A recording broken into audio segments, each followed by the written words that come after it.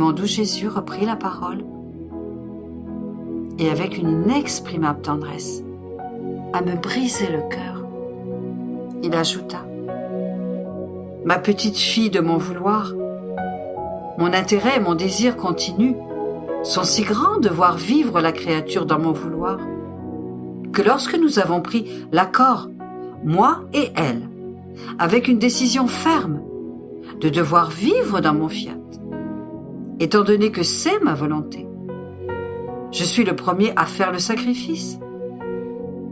Afin d'obtenir l'intention qu'elle vive dans ma volonté, je me mets à sa disposition.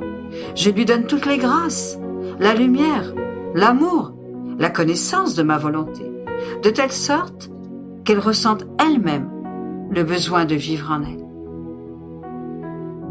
Lorsque je veux quelque chose et qu'elle accepte avec promptitude de faire ce que je veux, c'est moi qui pense à tout. Et si elle ne le fait pas en raison d'une faiblesse ou de circonstances, non à cause de sa volonté ou d'un manque d'attention, je viens suppléer et faire ce qu'elle devait. Et je lui cède ce que j'ai fait comme si c'était elle qui l'avait fait.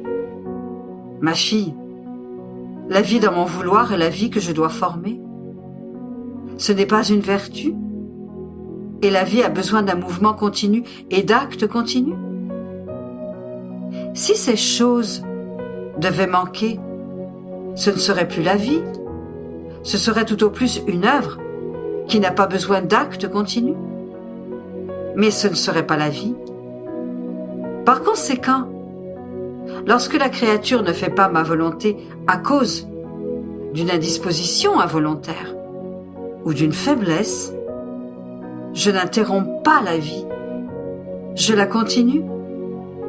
Et peut-être que ma volonté est là, dans les dispositions mêmes qui permettent ces faiblesses.